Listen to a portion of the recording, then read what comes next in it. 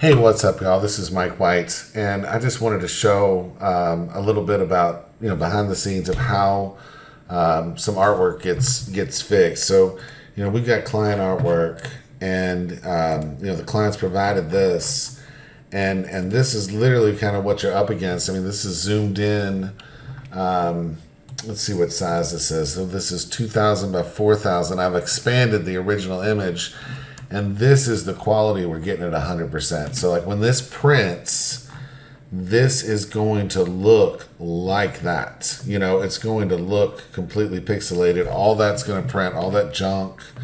It's not going to be black in there. It's just going to be, this is caused by JPEGs. This is caused by JPEG artifacts and not using, source artwork. So, and oftentimes this is the way we get it from the client. I mean, your client, my client, whoever is sending us this artwork, and there's a lot of tricks that you can try to fix stuff. Like I was able to pull this black layer in Photoshop. Let's see if I can show that, and it looks okay. It's not terrible, but then it's not up to my standards. I mean, I can't.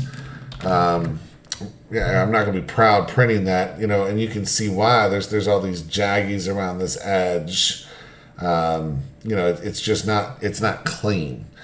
And so, the next level of fixing something like this is to take it into Inkscape and just redraw it. So, I don't do this too often, but it's like, sometimes when the artwork is unsalvageable, in my opinion, I'm just going to come in here and redraw the artwork. So let's look at a little bit of that. I've just got the pen tool. I'm in Inkscape.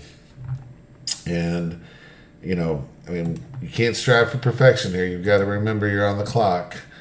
And, just sit here and redraw some of this artwork. So, we're just going to grab and go around the edges. Boom, boom, boom. Get it cleaned up. And then we're going to go here. Here, and get that inside. Again, like I said, you're on the clock. You can't sit there and fuss over it too much. And all you got to hope for is that you're giving them a better result than they would have gotten. Sometimes when the artwork's really bad, it's like, hey, it just gives you a little peace of mind that you're doing, the best you possibly could with what you were given. So see, I'm just pulling those curves. And then, sometimes you got to know to just let it go there. So that just kind of shows you how to redraw something, fairly quickly. And, it takes a little while to master a skill like this. This is something that I've been doing for, literally 20 years. I've been working with artwork and faced with these kind of problems. So I've got snapping on. I'm going to turn snapping off for this E.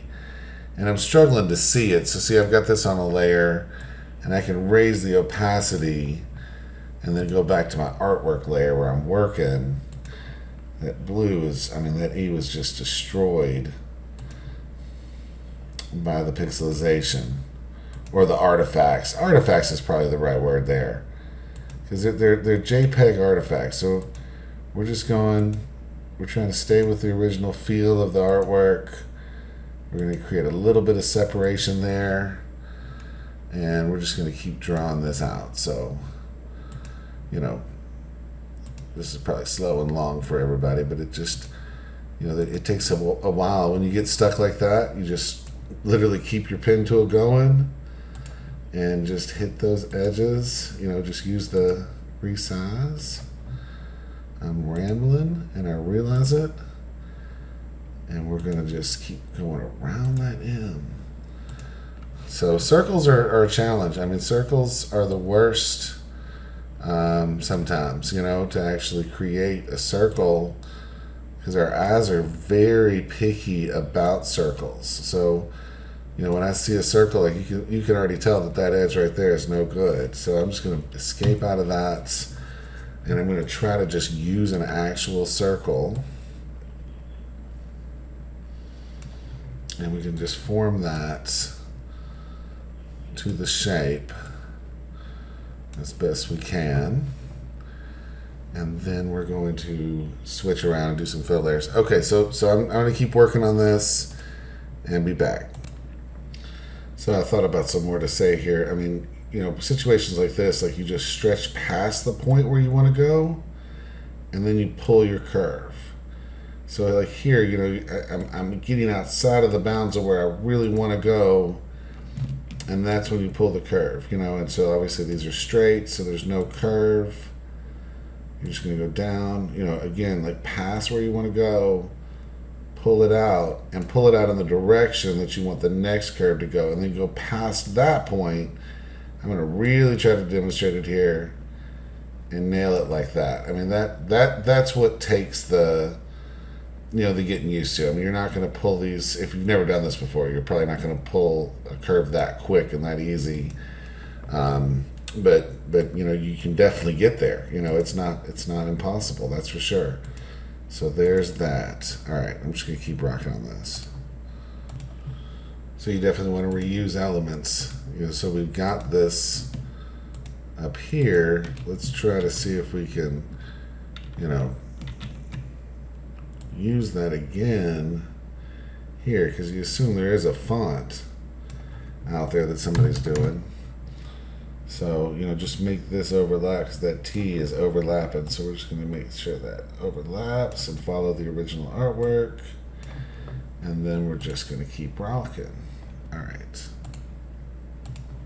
So I wanted to show this one more time, because the C's are difficult, because they're not, well, I mean, they're just kind of an odd shape, and so you just go past where you want, pull that curve and keep driving it. And remember that the next curve that you're going to be placing, the next vertex or point, that's going to be affected by, the point you're placing here. So it's like these kind of situations, like in here, like that's tricky stuff right there. And you're never going to get it perfect. I mean, you can sit here and tweak these curves literally for the rest of your life and still be, a little unhappy with the result. So, just remember that you've just got to, like I said, you're on the clock. You're trying to make money here, and you're also trying to satisfy your customer. So, just keep that in mind. So, again, I'm going to show you how to draw one of these circles out. The circles are definitely where you want to be the most concerned, because those are going to be, we just, as humans, we just naturally scrutinize circles. I think it has something to do with eyeballs. So that's that. And then, my next step is to go around the outside. So the first thing you do is, get all your shapes drawn in, and then you can color them. All right, I'm going to go around the outside. So these sections, you got a big, long, straight, flat area. So you just click there and then go in the middle of your curved area and then come down. And then again, this curve right here, just go in the middle and pull it out and then hit that point. And then this one, you can see it just kind of starts off. So just give it a little bit. You always want to go further. You don't want to get into lots of vertices or lots of control points here.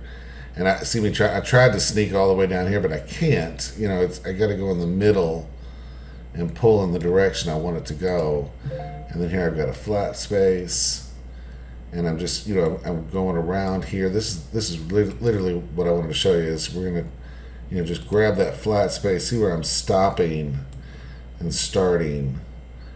That's not just random. That's definitely very calculated. That time I kind of got away with something there.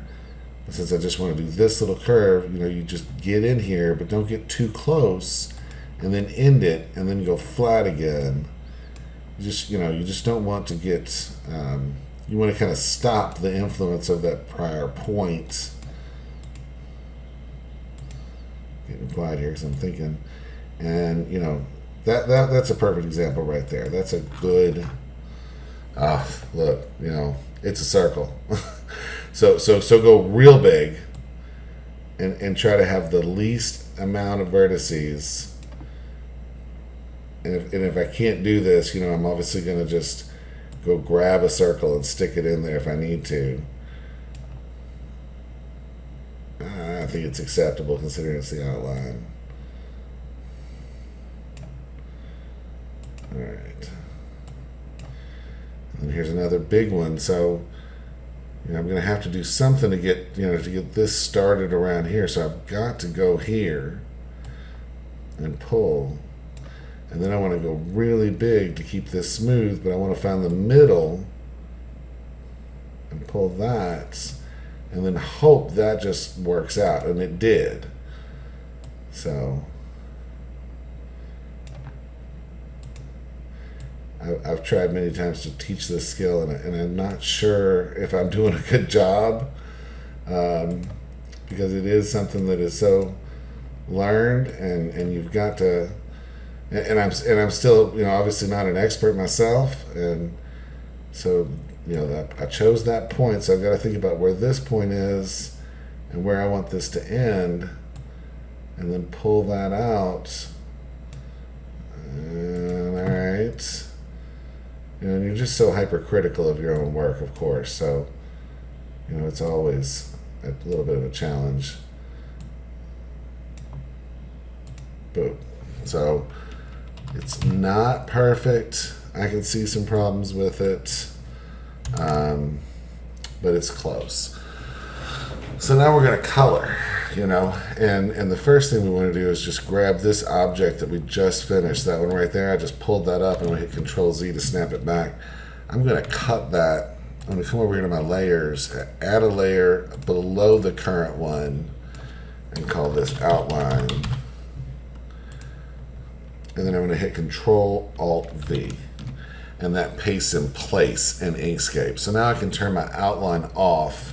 And I did that because that's really the only thing that's stacked here, and I'm going to make that outline completely black. So let's actually turn the artwork off, and then I'm going to just color this. So we're just going to go to fill and stroke, and we actually don't want any stroke paint. We want fill, and we're just going to assume that they want pure black, and that's what we're going to hit. So now that object is colored, and then we have to color in the rest of them. So now you can't see your artwork because you've got black outlines around it. So you're going to need to turn that off. But we know we've got that layer there, so now we can go back and color all of these shapes. So I'll just show you a couple of those. Let's do this one. And we are just going to go to our Fill and Stroke tab right here. And we'll turn off the paint, and we'll turn on the fill. And see, that's always a problem. I have this problem every single time. Let's get rid of that fill. I need to go ahead and just on my stroke get my color, because it's going to cover up what I want. And I'm just going to grab this. It's showing me an alpha opacity, and that's because we're selecting with the layer behind. I've got this one, with an opacity. So let's just bring that opacity back up. Yeah, that's what we're going to have to do. And then we'll go back to our artwork here and make sure I've got the right layer selected. And then I'm going to go back to my fill and stroke. And I'm going to re-pick that stroke color. And that, I'm not going to leave stroke on. But I know that I needed to be able to see through it, because once I use this fill, I can't see through it. So now I've got my my work there, and that's going to give you a preview of what this is going to look like. Let's turn this off and turn this back on. So that's how clean it's going to be once we're done. All right, I'm going to color the rest of these guys in. Okay, now I've just practiced on the A. So, here we have where we need to cut out that inner tray. So I've selected both objects, and then I'm just going to hit combine. And that seemed to work the way I wanted it to. But if I come back here, I realize that my fill is gone. And it's combined and used, and it's actually made the stroke, the other object is the one that, it followed. So we know we don't want any fill. Let's get our color back, and I'm going to copy that. We don't want any stroke, excuse me. We want fill. And so, now we've got that color and everything's good. But as you can see, you know, it's messed up in a way here because, you know, we're not seeing the inside anymore. Well, this path right here, if I turn the stroke back on, you can see the inside of the P. And what we're going to do is we're just going to come in here and we're going to get our path tool, our node editor, and we'll select one node and then hit Control A, and that selects all of them. And we're just going to do path reverse. And, you know, now that path is traveling in a different direction and it's actually cutting out the inside of that. So, you know, now we can take our stroke paint back off. I think I've got stroke paint still on this A that I practiced on. So I just wanted to show you that stuff because that'll stump you. Okay, we're coloring this M, and I just wanted to show you, you know, I'm coloring the stroke first. I'm not going to leave it colored.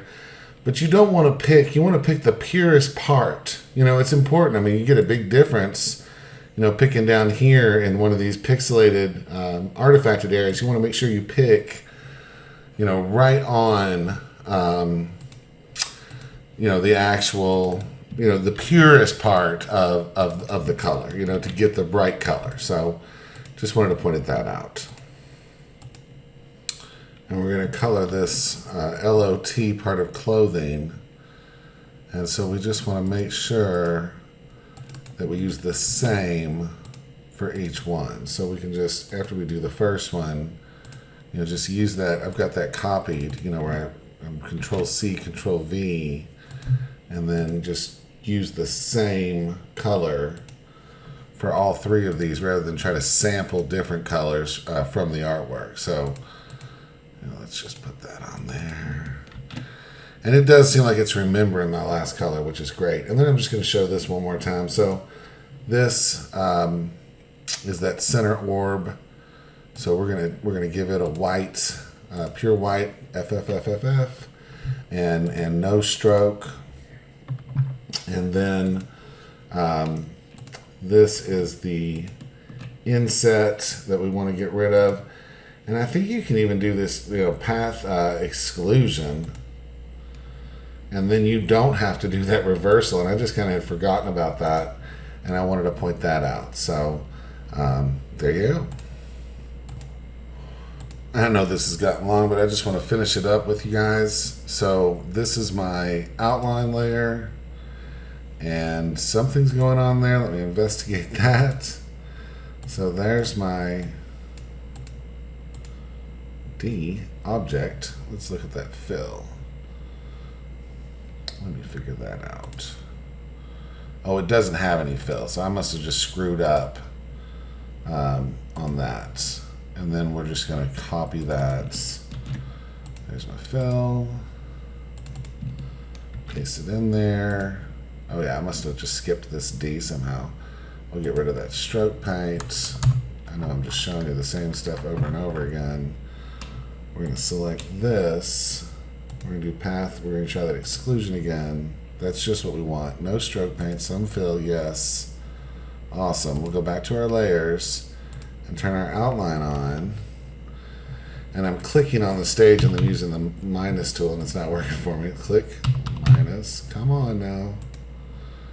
Oh, I need to select a layer. There we go. Minus tool to zoom out.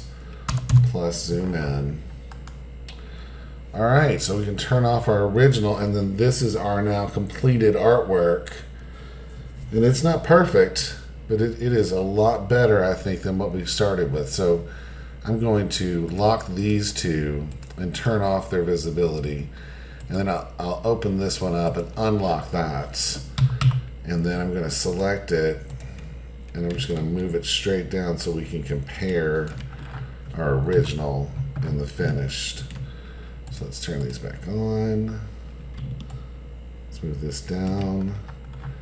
And yeah, I was about to say I'm not trying to brag, but that's pretty good. So there you have it. And this is now an SVG. So we can just like literally delete this layer right here. I might just hide it, leave it embedded in the SVG. No, I don't want to teach people to do that. Get that stuff out of there. Let's get rid of that. We've got it saved off. And then, you know, what you can do is you just want to go to File, Document, Properties. So these are the properties that control the whole document. And we just want to resize the page to content. I like to switch to pixels. I'll switch to pixels up here, and then we'll just resize it, and it'll just clip right around it. So we've got a good cut. So now if you can upload it as an SVG to the layout designer, that's fine. Or you can actually take this and export this as a PNG. So, if you want to export it as a PNG, which, there's really no preference. I mean, the SVG is fine. In fact, the SVG is going to be perfect and exactly, right. It's going to print perfectly at every size. Even if the system gives you a warning, you can say, no, I know this is a clean SVG. This is going to print perfect. But if you want to export it as a PNG, you just want to export it at a size that is bigger than what you want it printed at. So it's always 300 pixels per inch. So, 3,600 pixels on the width is a pretty good size to go as. And then you need to choose where you want that to export. I'm going to put this in my image fixes. And of course, be real careful with your naming. So we're just going to call this Spacemod logo. And that has not exported it. So I've seen so many people struggle with that. You have to actually hit this export button to actually make it export. And then we're also just going to save it. And I'm going to save it also in my redrawings folder where I do this kind of work, and call that Spacemod logo. Awesome. All right. Well, I hope this helps somebody. Certainly, at least it's probably going to help my client and take care of this order. All right. Have a great day.